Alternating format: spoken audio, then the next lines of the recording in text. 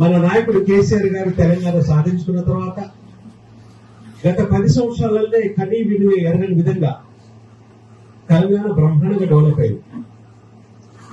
ఆ డెవలప్మెంట్ కనుక చూస్తే బహుశా భారతదేశ చరిత్రలో 10 సంవత్సరాలలో ఇంత పెద్ద ఎత్తున అభివృద్ధి చేసినటువంటి రాష్ట్రం ఎవరు చేయలేకపోయారు. ఆ రాష్ట్రం మన రాష్ట్రం మాత్రమే, తెలంగాణ మాత్రమే అభివృద్ధి అయింది.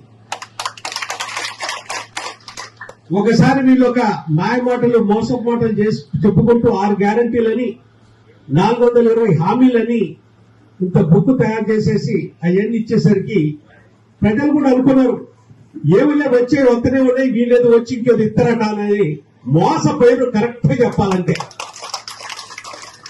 కానీ మోసం ఇంత తొందరలే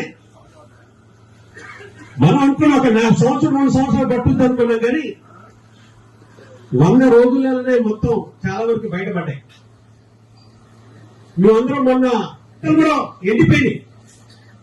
పొట్టకొచ్చిన పంటలు వరి పంట అయితే ఇంకొక తడి కనుకున్నట్టయితే పంట చేతికి వచ్చేది. చూస్తూ కళ్ళారా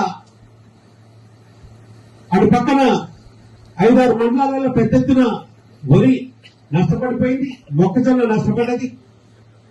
ఇక్కడ అభివృద్ధినే కాకుండా రాష్ట్ర వ్యాప్తంగా కూడా దగ్గర దెబ్బతింది. చూస్తున్నప్పుడు ఒక రైతు అయితే నెత్తి కొట్టుకుంటున్నాడు. మొత్తం 1,50,000 రూపాయలు నష్టపడిపోయినా అని మొత్తం పంట చూపెట్టుకుంటూ ఆ ఎండిపోయిన పంట చూపెట్టుకుంటూ మాకు పొలాలను తీసపోయి తర్వాత మేము అడిగినాం మరి గవర్నమెంట్ తరఫున అధికారులు కానీ లేకపోతే ఇంకెవరిని గెలిచినటువంటి ప్రజాపతి ఎవరు వచ్చారా? అయ్యా ఎవరూ రాలేదు, మా మొర ఎవరు వినిపించుకోవట్లేదు, మీరే మొదటిసారి వచ్చారు మా దగ్గరికి, ఇంతవరకు ఎవరు రాలేదు, మమ్మల్ని ఎవరు పట్టించుకోలేదు నా రైతాంగం.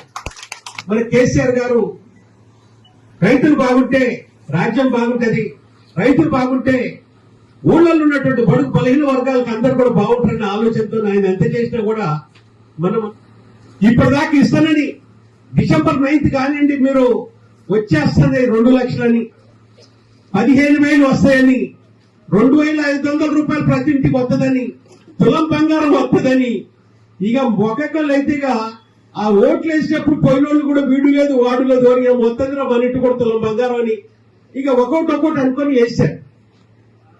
ఇప్పుడు వాళ్ళందరూ తెలిసిపోయింది చాలా మోసపడ్డావు. మంచిగా పనిచేస్తే బ్రహ్మాండమైన మెజార్టీ మండలంలో వస్తుంది, అందులో ఏమాత్రం కూడా డౌట్ లేదు.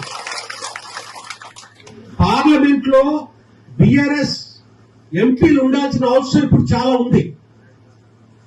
ఎందుకు ఇంత గట్టిగా చెప్తానంటే పార్లమెంట్ లో చట్టాలు తయారు చేస్తారు, ఆ చట్టాలు దేశవ్యాప్తంగా కూడా ప్రజల మీద రుద్దుతారు.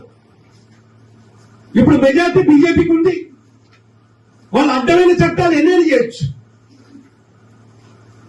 ఈ మధ్యనే ప్రతి మీటర్లు పెట్టడానికి డ్రాఫ్ట్ బిల్లు కూడా పెట్టారు,